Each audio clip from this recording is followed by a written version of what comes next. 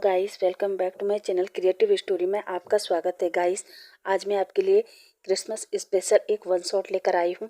I hope आपको ये story पसंद आएगी और आपको मेरी स्टोरी पसंद आती है तो प्लीज़ गाइस मेरे चैनल को लाइक, शेयर और सब्सक्राइब करें और कमेंट करके मुझे ज़रूर बताइए कि आपको मेरी स्टोरी कैसी लगी।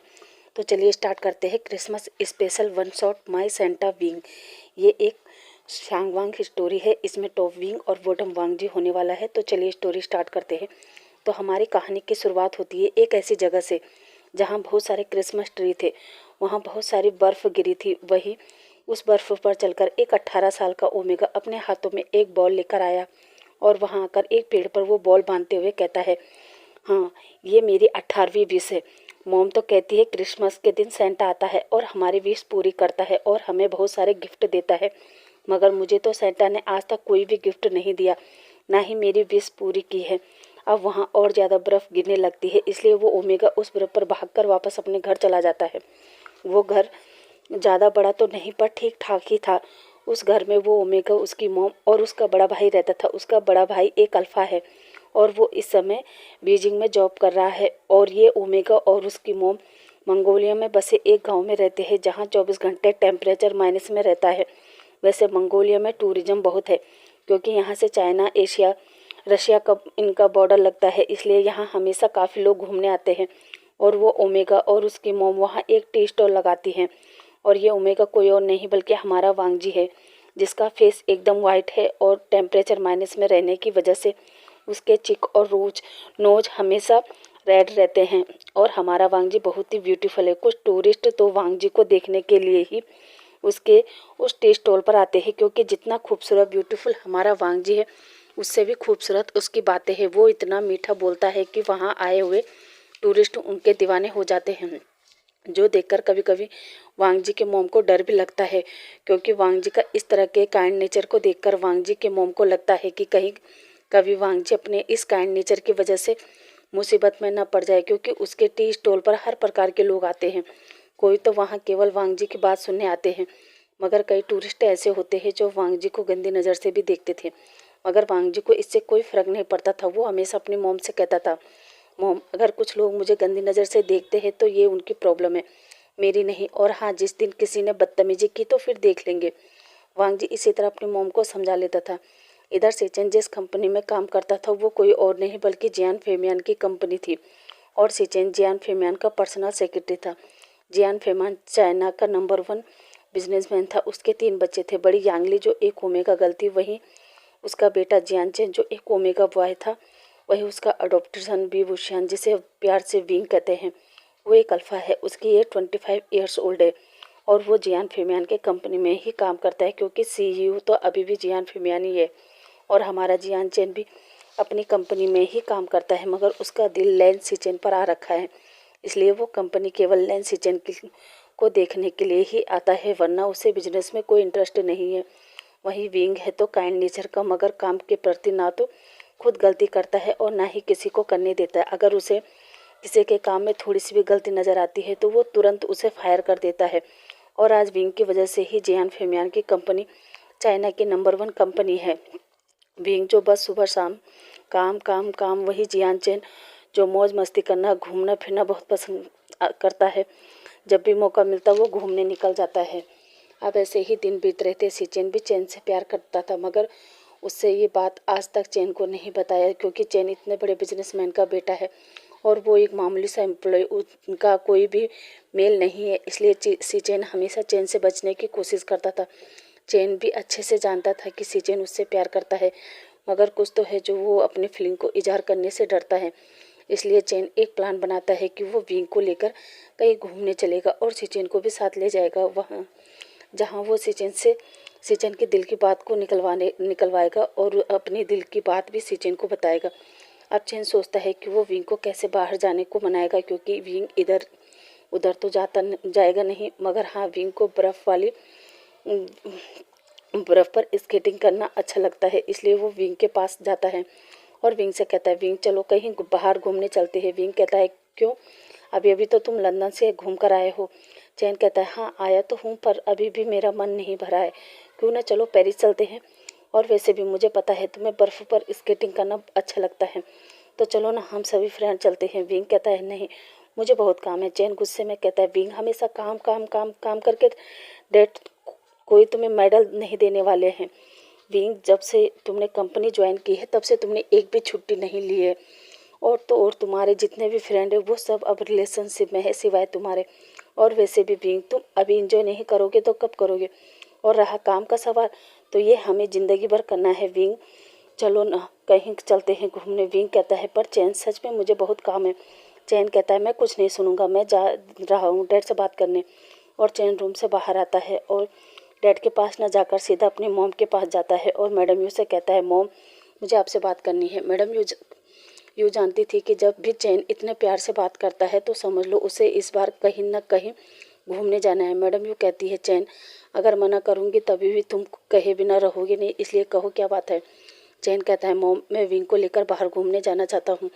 मैडम यू कहती है क्या तुम क्या कह रहे हो विंग को लेकर। और मैडम यू हंसने लगती है। मैडम यू को हंसते देख चैन कहता है मॉम आप हंस क्यों रही हो। मैडम यू कहती है चैन बात करने से पहले बहाना अच्छा ढूंढना चाहिए समझे। चैन कहता है मॉम आप कहना क्या चाहती हो। मैडम यू कहती है बेटा मैं ये कहना चाहती हूँ कि तुमने क्या कहा कि तुम विंग को लेकर बाहर जाना चाहते हो। सीरियसली चैन तुम्हें लगता है वो कंप्यूटर की दुकान तुम्हारे साथ बाहर चलेगा। चैन कहता है मोम मैं अगर कहूँ कि मैं आपके कंप्यूटर की दुकान को सच में बाहर ले जा सकता हूँ तो क्या ले जा सकता हूँ। तो ये सुनकर मैडम यू जो काम कर रही थी वो काम छोड़कर कहती है क्या सच में चैन तुम उसे बाहर ले जा सकते हो। चैन कहता है हाँ मोम पर आपको डर से बात करनी होगी। मैडम यू कहती है अगर तुम मुझसे प्रॉमिस करो कि तुम विंग को घर से बाहर ले जा सकते हो तो मैं तुम्हारे डर से बात करूँगी वरना नहीं। चैन कहता है प्रॉमिस मोम मैं आपके उस बेटे को बाहर ले जाऊंगा।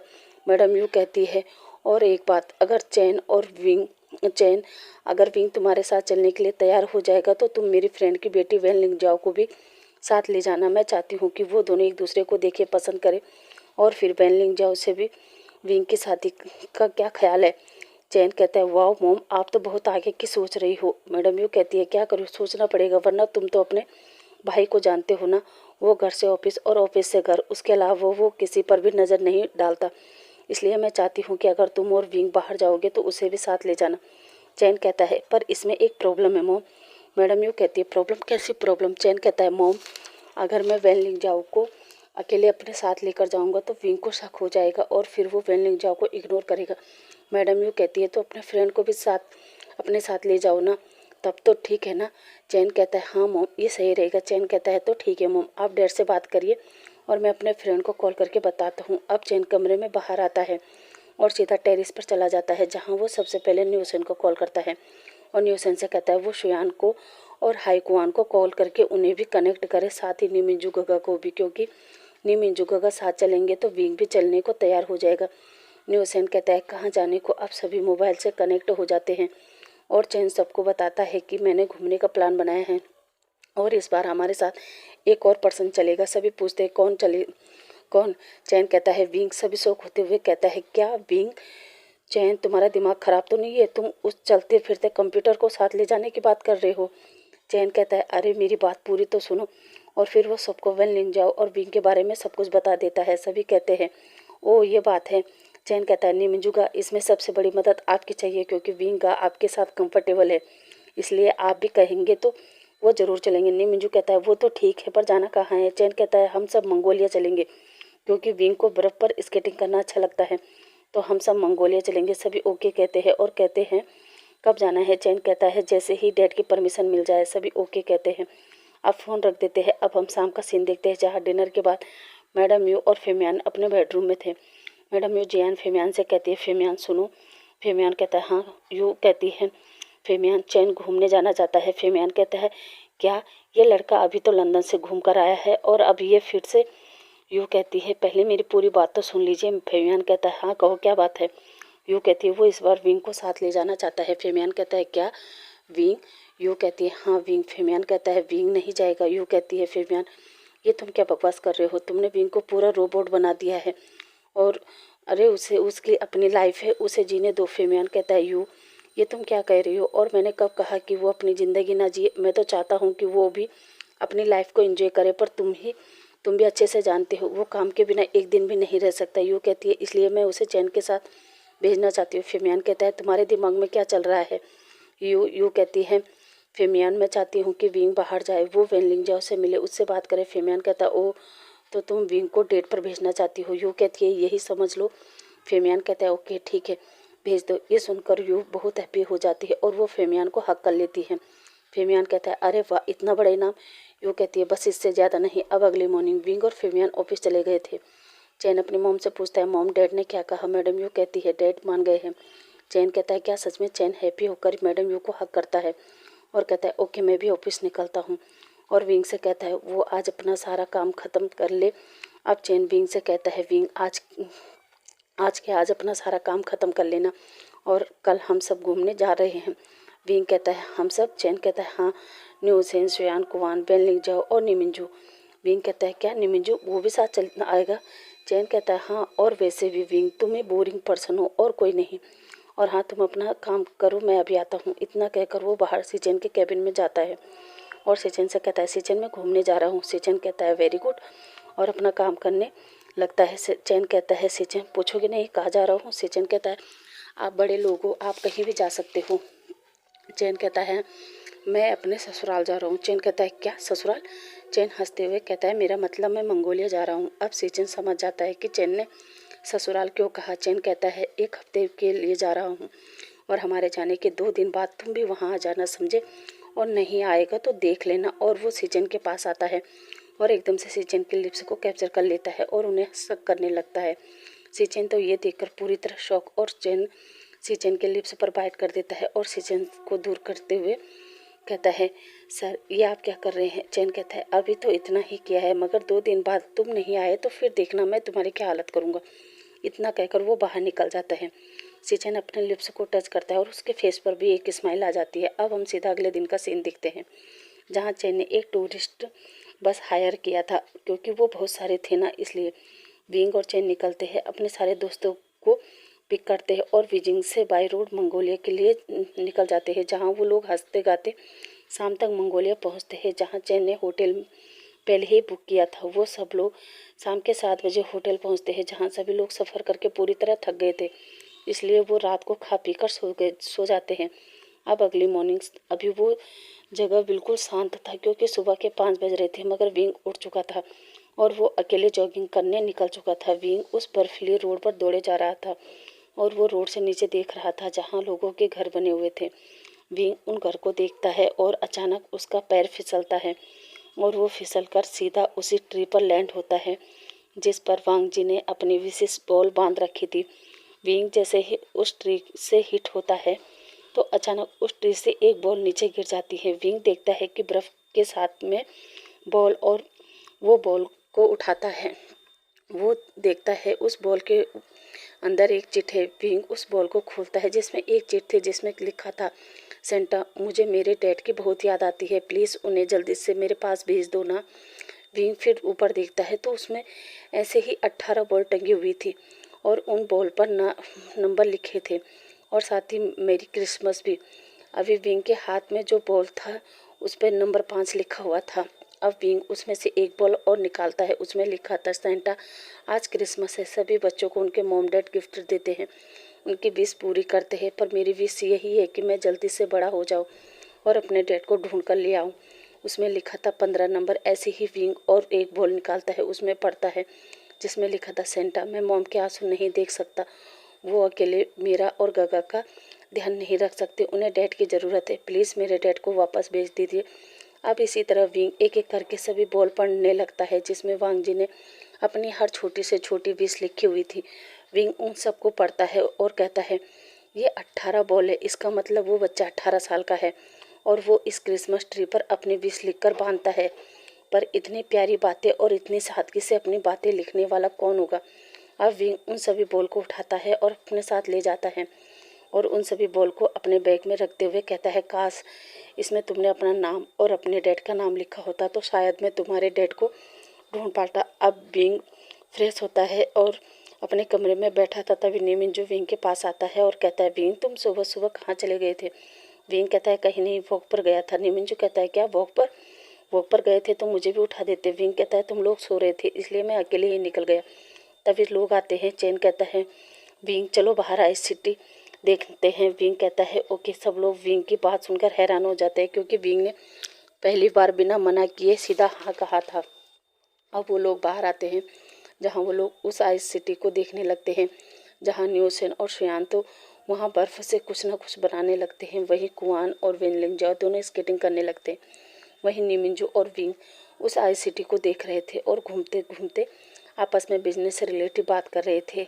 वहीं चैन अपने कैमरे से सबकी और उस सिटी की वीडियो बना रहा था। वो लोग काफ़ी इंजॉय करते हैं जहाँ नीमिंजू को तभी एक कॉल आता है। वो साइड में जाकर कॉल पर बात करने लगता। वहीं विंग अभी भी उस बॉल पर उसमें लिखे हुए मैसेज के बारे में सोच रहा था। तभी चैन वेनलिंग जाओ के पास जाता है और वेनलिंग जाओ से कहता है वेनलिंग जाओ तुम भूल गई हो, तुम क्यों आई हो?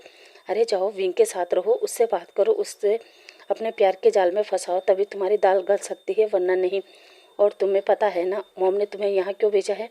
वेनलिंग जाओ कहती है हाँ। और वो विंग के पास आती है और विंग से कहती है विंग आओ ना स्केटिंग करते हैं। वैसे भी तुम्हें स्केटिंग करना पसंद है ना, फिर तुम स्केटिंग क्यों नहीं कर रहे हो? विंग अपने फेस पर एक स्माइल रखते हुए कहता है और वो स्केटिंग शूज़ पहनकर स्केटिंग करने लगता है। अब उनका दिन ऐसे ही बीत जाता है। अब वो लोग वापस अपने होटल में आते हैं जहाँ वो लोग कहते हैं क्यों ना अब क्लब चले। विंग कहता है नहीं मैं काफ़ी थक गया हूँ, तुम लोग जाओ। नीमिंजू भी कहता है नहीं मैं भी थक गया हूँ, तुम लोग जाओ। वो लोग कहते हैं ओके। अब बाकी लोग क्लब में निकल जाते हैं। इधर होटल में विंग और नीमिंजू ही थे। नीमिंजू 2 गिलास में ड्रिंक निकालता है और एक गिलास विंग को देते हुए कहता है विंग क्या हुआ? सुबह से देख रहा हूँ तुम कुछ परेशान लग रहे हो। विंग कहता है नहीं ऐसी कोई बात नहीं है। नीमिंजू कहता है कोई बात नहीं, नहीं बताना चाहती हो तो कोई बात नहीं। विंग कहता है नहीं नीमिंजू ऐसी बात नहीं है। वो दरअसल मैं सुबह जब वॉक पर गया था तब मैं फिसल गया था और जाकर एक पेड़ से हिट हुआ। वो एक क्रिसमस ट्री था जिस पर किसी ने अपने विष लटका रखे थे और पता है वो अब 18 साल का है और उसकी हर विश में एक ही बात है कि उसे वो अपने डैड से मिलना चाहता है और मैं उसकी विश पूरी करना चाहता हूँ। पर समझ में नहीं आता कि कैसे मैं उसकी विश पूरी करूँ क्योंकि उसमें ना तो उसका नाम है और ना ही उसके डैड का नाम। फिर मैं कैसे उसकी विश पूरी करूँ? नीमिंजू कहता है सिंपली तो उसी ट्री पर एक बॉल टांग दे और उस पर लिख के वो अपने डैड का नाम उसे बता दे और उस बॉल पर अपना नंबर भी लिख देना। वो तुम्हें कांटेक्ट करेगा और अपने डैड का नाम बता देगा। विंग को नीमिंजू का आइडिया अच्छा लगता है। अब अगली मॉर्निंग विंग वांगजी के बॉल में ही एक चिट लगाकर रख देता है, साथ ही अपना कॉन्टेक्ट नंबर लिखकर उसी ट्री के पास जाकर बांध देता है।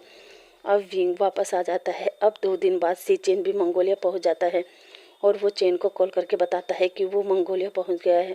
जो सुनकर चेन बहुत हैप्पी होता है और वो सीधा चेन से मिलने बस स्टॉप जाता है। वो सिचेन को देखकर हैप्पी हो जाता है और सीधे जाकर हक कर लेता है और कहता है सिचेन अच्छा हुआ तुम आ गए, अगर नहीं आते तो देख लेते फिर मैं तुम्हारा क्या हाल करता। सिचेन कहता है चैन वो तो सही है पर क्या तुम्हारे डैड और मेरी मॉम हमारे रिश्ते के लिए कभी मानेगी? क्योंकि चैन तुम्हारे और मेरे में सबसे बड़ा डिफरेंट है कि हमारा स्टेटस, तुम बहुत रिच फैमिली से बिलोंग करते हो और मैं एक पूरा फैमिली से। चैन कहता है सिचेन तुम फिक्र मत करो, डैड हमारे रिश्ते के लिए ज़रूर मानेंगे क्योंकि डैड हमसे बहुत प्यार करते हैं। अब वो लोग काफ़ी सारे बातें करते हैं जहाँ सिचेन कहता है अब मैं चलता हूँ। चैन कहता है चलो मैं छोड़ कर आता हूँ। सिचेन कहता है नहीं मैं चला जाऊँगा। चैन कहता है सिचेन मैंने कहा ना मैं तुम्हें छोड़ने चलता हूँ, इसी वजह से मैं तुम्हारे मॉम और तुम्हारे भाई से भी मिल लूँगा। सिचेन हाँ में इशारा करता है। अब चैन और सिचेन मंगोलिया से थोड़ी दूर अपने घर के लिए निकलते हैं जहाँ जैसे ही वो अपनी मॉम को सिचेन अपनी मॉम को देखता है वो अपनी मॉम को हक कर लेता है। वांगजी भी अपने गगा को देखकर हक करता है। वांगजी सिचेन से कहता है गगा आप कैसे हैं? सिचेन कहता है वांगजी मैं ठीक हूँ, तुम कैसे हो? वांगजी कहता है मैं ठीक हूँ। तभी वांगजी कहता है गगा ये सिचेन कहता है ये चैन है मेरे बॉस का बेटा, ये यहाँ घूमने आए हैं, वो मुझे रास्ते में मिल गए थे इसलिए मुझे छोड़ने आ गए हैं। वांगजी की मॉम कहती है शुक्रिया बेटा, चलो फ्रेश हो जाओ डिनर कर लो। चैन कहता है नहीं आंटी अब मैं चलता हूँ, वो क्या है ना मेरा भाई और मेरे फ्रेंड मेरा इंतजार कर रहे होंगे। वांगजी की मॉम कहती है ओके बेटा वांगजी जाओ चैन को छोड़कर आ जाओ। वांगजी कहता है जी मॉम। चैन कहता है उसकी ज़रूरत नहीं है, मैं गाड़ी लेकर आया हूँ। वांगजी कहता है कोई बात नहीं, मैं गाड़ी तक की छोड़कर आता हूँ। चैन कहता है और वो सिचेन की मॉम को ग्रीट करता है और सिचेन को बाय कहता है। अब वांगजी और चैन घर से बाहर निकलता है और वांगजी कहता है ओ तो आप मेरे गगा आपके यहाँ काम करते हैं? चैन मैं जवाब देता है और चैन वांग जी से पूछता है, अच्छा तुम ये बताओ तुम क्या करते हो। वांग जी कहता है, मैं 12वीं क्लास में पढ़ रहा हूँ और साथ ही हमारा एक छोटा सा टी स्टॉल है जहाँ मैं और मेरी मोम टी सर्व करते हैं। चैन कहता है, अच्छा कहाँ। वांग जी कहता है, यहीं ICT के पास में। चैन कहता है, ICT? वहाँ तो हम गए थे, वहाँ तो हमें नहीं दिखा। वांग जी कहता है, ICT के बैग में। चैन कहता है, ओह तो हम कल ज़रूर आएंगे। वांग जी हंसकर कहता है, ओके। अब चैन अपनी गाड़ी में बैठता है और निकल जाता है। अब अगले मॉर्निंग चैन सबको लेकर वांग जी के टी स्टॉल पर जाता है, जहाँ चैन वांग जी के मोम को ग्रीट करता है और साथ ही बताता है कि ये उसका भाई विंग है और न्यूसेन, सुयान, कुआन, निमिंजू ये सब हमारे फ्रेंड है। वो सभी मिसिस लेन को ग्रीट करते हैं। चैन कहता है, आंटी सिचेन कहाँ है। और वांग जी मिसिस लेन कहती है, सिचेन बाहर गया है और वांग जी स्कूल गया, आता ही होगा, तब तक बैठो, मैं सबके लिए चाय कॉफ़ी बनाती हूँ। चैन कहता है, अब लेनी जैसे ही गैस पर पानी रखती है तभी वांग जी आता है। वांग जी ने सर पर टोपी और गले में स्कार्फ लपेट रखा था, मगर अभी भी उसका फेस और नोज दोनों ही रेड थी। वो देखता है कि आज उसके स्टॉल पर बहुत भीड़ है। वो जल्दी से स्टॉल पर आता है और कहता है, मोम। तभी वांग जी की नज़र चैन पर पड़ती है। चैन वांग जी को हाय कहता है।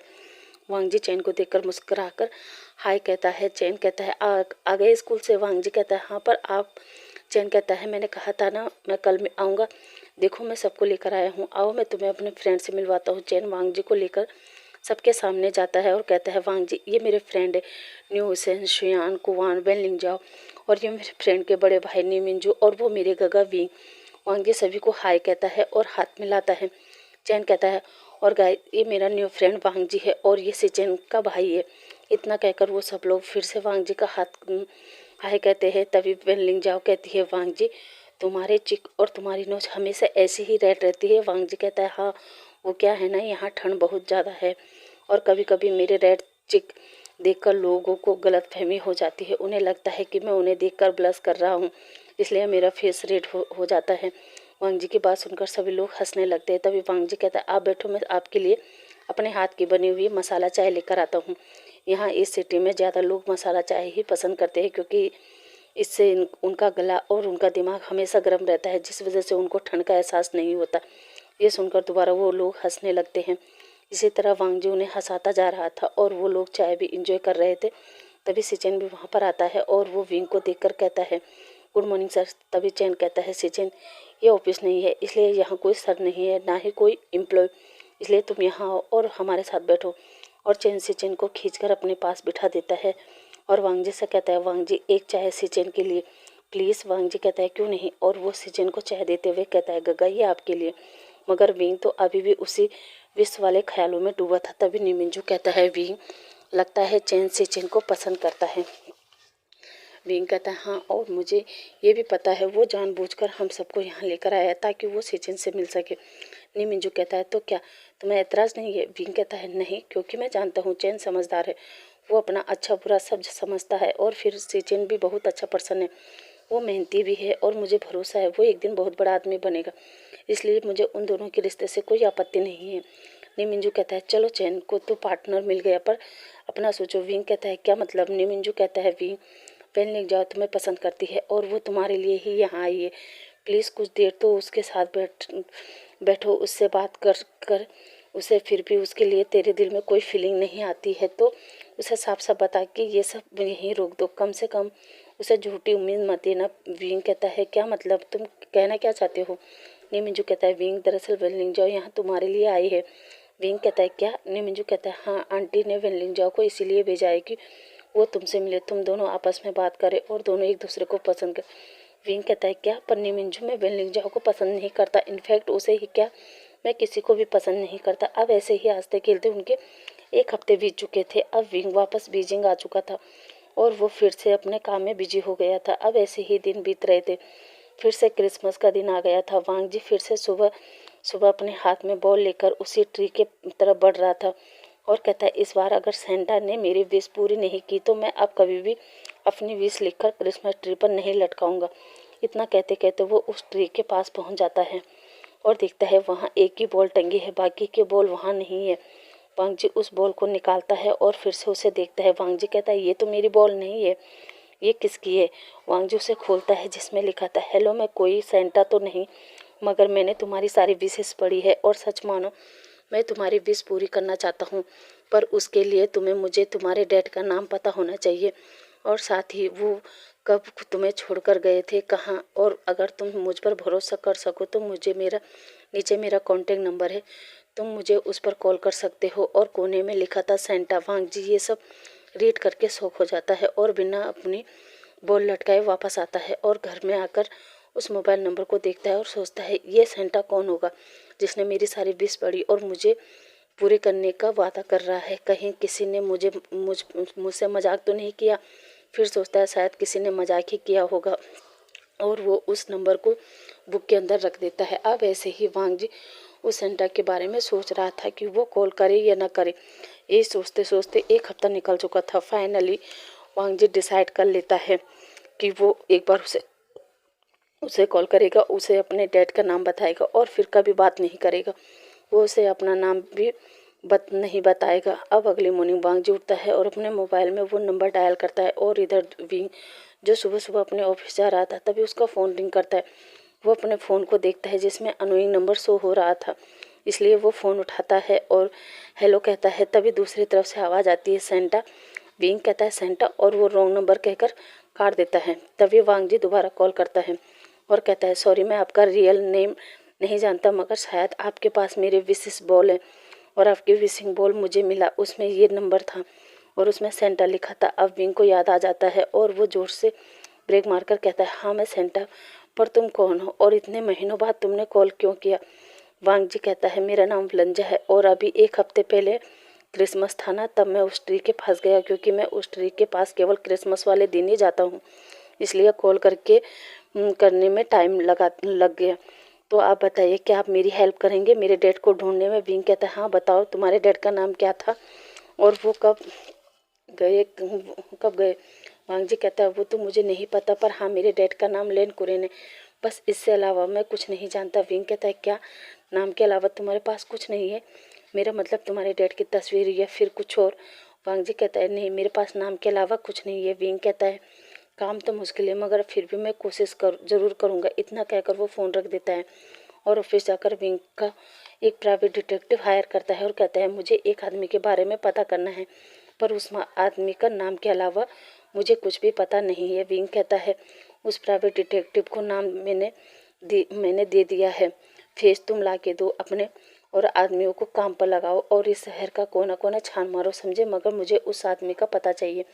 प्राइवेट डिटेक्टिव कहता है काम तो मुश्किल है मगर मैं कोशिश करूंगा। इसी तरह विंग लग जाता है लेन कुरिन की तलाश में। अब कुरिन की तलाश में विंग को 1 से 2 से 3 से 6 महीने और फिर 2 साल 3 साल 4 साल ऐसे ही 5 साल निकल रहे थे, मगर कुरिन का कहीं पता नहीं मिला। इस बीच विंग और वांग जी के बीच नज़दीकियाँ बढ़ चुकी थी।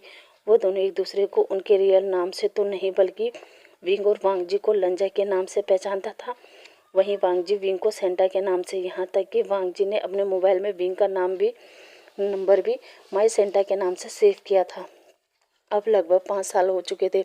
उन दोनों को एक दूसरे को सही से देखा तो नहीं था, केवल फ़ोन पर ही बात करते रहते थे। अब विंग की एज भी 30 ईयर्स ओल्ड हो चुकी थी, वहीं हमारे वांग जी की एज 23 ईयर्स हो चुकी थी। वांग जी भी बीजिंग आ चुका था अपने गगा के साथ और अपने मोम के साथ, क्योंकि इन सालों में सिचेन ने काफ़ी मेहनत की और अब उसने एक छोटी सी कंपनी भी खोल दी थी। वहीं वांग जी भी अपनी कॉलेज पूरी कर चुका था और आगे की पढ़ाई के लिए बीजिंग आ गया था, जहां उसने एक कॉफ़ी शॉप ओपन किया था। साथ ही अब सिचेन अपनी मोम को बताता है कि वो चैन से प्यार करता है और उससे शादी करना चाहता है, इसलिए मिसेस लेन सिचेन का रिश्ता लेकर जियान मैंसन जाती है। जब मिसेस लेन जियान फेमियान को देखती है, वही जियान फेमियान भी मिसेस लेन को देखता है तो शौक होकर कहता है भाभी आप। लेनी कहती है भाई साहब आप। जियान फेमियान कहता है हाँ भाभी, पर आप कहाँ चले गए थे, पता है मैंने और कुरेन ने आपको कितना ढूंढा, आप कहाँ चले गए थे। लेनी कहती है भाई साहब उनके इस धोखे के बाद मैं भला कैसे उनके साथ रह सकती थी। जहाँ जियान फेमियान कहता है भाभी कुरेन ने आपको कोई धोखा नहीं दिया था, ये सब उस वेंजुलियो का बिछाया हुआ जाल था जिसमें आप फंस गई और आपने अपने हंसते खेलते परिवार को बर्बाद कर दिया। जिस दिन वो हादसा हुआ था मैं भी वहीं था, उन लोगों ने मेरे सामने आपका हंसता खेलता परिवार एक पल में तोड़ दिया। भाभी आपको पता है हम तीनों ने मिलकर ये बिजनेस खोला था और इस बिजनेस को सक्सेस तक पहुंचाने में सबसे बड़ा हाथ कुरेन का था। मगर शायद बेंजुलियो को ये पसंद नहीं आया और वो मन ही मन कुरेन से जलने लगा और उसने कुरेन को इस गंदी साजिश में फंसाया। आपको विश्वास दिलाया कि कुरेन ने ये सक्सेस अपने दम पर नहीं बल्कि लड़कियों को खुश करके कमाई है, मगर ऐसा कुछ नहीं था। कुरेन ने ऐसा कुछ भी गलत नहीं किया था। और फिर आपके जाने के बाद कुरेन बेंजुलियो के घर गया और दोनों के बीच फाइट हुई और इसी चक्कर में कुरेन के हाथों बेंजुलियो का कत्ल हो गया और कुरेन को आजीवन कारावास हो गया। वो आज भी चाइना के जेल में बंद है। लेनी कहती है क्या, और वो वहाँ से बिना कुछ कहे चली जाती है। अब अगले दिन मिसेस लेन कुरेन से मिलने जाती है, जहाँ कुरेन पूरे 23 साल बाद लेनी को देखता है तो शौक हो जाता है और कहता है, लेनी तुम इतने सालों बाद सिचेन कैसा है? वो अब काफ़ी बड़ा हो गया होगा ना? लेनी कहती है, हाँ कुरेन, सिचेन बहुत बड़ा हो गया है और आपके बच्चे अपना अपना बिजनेस भी कर रहे हैं। कुरेन कहता है, बच्चे? क्या मतलब? मेरा और भी बेटा है? लेनी कहती है, हाँ आपका एक ओमेगा बेटा है वांग जी, वो भी बड़ा हो गया है और कॉलेज पढ़ रहा है और सिचेन ने एक कंपनी खोली है, वो बहुत मेहनती है तुम्हारी तरह। लेनी कहती है, कुरेन प्लीज़ मुझे माफ़ कर दो, मैं तुम पर भरोसा नहीं कर पाई। कुरेन कहता है, लेनी वो सिचुएशन ही ऐसी थी कि भरोसा करना मुश्किल था, इसमें तुम्हारी गलती नहीं है। लेकिन हाँ लेनी, मुझ पर एक उपकार करना, बच्चों को ये नहीं बताना कि उनका बाप एक कातिल है और हो सके तो फिर कभी यहाँ मत आना। लेनी कहती है, पर कुरेन आपके बच्चों को पूरा हक है कि वो अपने डैड के बारे में जाने, उन्हें समझे। कुरेन कहता है, नहीं लेनी, मैं जानता हूँ अभी भी तुमने बच्चों को मेरे बारे में नहीं बताया होगा, तो तुमसे उम्मीद करता हूँ कि आगे भी नहीं बताओगी। इसी तरह उनकी बात खत्म होती है और फिर कुछ दिन और बीत जाते हैं, जहाँ वांग जी को अपने डैड के बारे में पता चल चुका था, क्योंकि उसने कई बार अपनी माँ को जेल में आते जाते देख लिया था। इसलिए वो समझ जाता है कि यहाँ ज़रूर उसके डैड है। इसलिए वो अपनी मॉम से कोई सवाल नहीं करता और चुपचाप जैसा चल रहा है वैसे ही चलने देता है। और अब ऐसे ही 1 महीना और निकल चुका था। लेनी फेमियान से चैन का हाथ मांगती है। फेमियान भी खुशी खुशी चैन और सेचेन के रिश्ते को मान जाता है। उनकी शादी हो जाती है। इधर वांग जी भी विंग को बता देता है कि उसके डैड उसे मिल चुके हैं। विंग भी वांग जी से कहता है कि लंजा, ये बात मैं खुद तुमसे कहना चाहता था, मगर मैंने सोचा था कि जब मैं तुम्हारे डैड को ढूंढ लूँगा तब मैं तुम्हें बताऊँगा, पर शायद वो पूरा नहीं हो पाया। अब लंजा सच बताओ, मैं तुमसे प्यार करने लगा हूँ। क्या तुम मुझसे शादी करोगे? लंजा कहता है, क्या? पर तुमने आज तक मुझे देखा भी नहीं है और ना ही मैंने देखा है।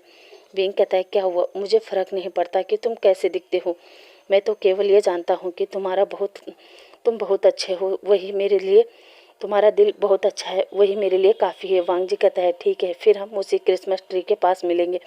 विंग कहता है, ओके। अब इधर से विंग और वांग जी दोनों ही एक ही फ्लाइट से मंगोलिया जाते हैं और फिर अगले दिन दोनों ही उसी ट्री के पास जाते हैं, जहाँ विंग वांग जी से कहता है, वांग जी तुम यहाँ क्या कर रहे हो? वांग जी कहता है, मैं तो यहाँ किसी से मिलने आया हूँ। और तुम? विंग कहता है, मैं भी। अब दोनों ही दूर दूर खड़े हो जाते हैं और एक दूसरे का इंतज़ार करने लगते हैं। तभी सुबह से शाम हो जाती है, वो दोनों वहीं खड़े रहते हैं। अब विंग अपना मोबाइल निकालता है और वो वांग जी का नंबर डायल करता है। वहीं वांग जी भी विंग का नंबर डायल करता है, मगर दोनों का ही नंबर नहीं लगता। अब रात काफ़ी हो चुकी थी, दोनों ही थक हार के जाने लगते हैं। तभी विंग वांग जी से कहता है, वांग जी रुको। वांग जी रुकता है। विंग वांग जी से कहता है, वांग जी मैं जान सकता हूँ कि तुम किसका इंतज़ार कर रहे थे? वांग जी कहता है, हाँ मैं अपने सेंटा का इंतज़ार कर रहा था। विंग शौक होते हुए कहता है, लंजा। वांग जी भी शौक होते हुए कहता है, सेंटा? इसका मतलब तुम सेंटा हो? विंग कहता है, और तुम लंजा हो? अब दोनों ही एक दूसरे को पहचान जाते हैं। विंग वांग जी को हक करता है, वांग जी भी विंग को हक करता है और दोनों ही एक दूसरे को हॉट पैशनेट किस करने लगते हैं।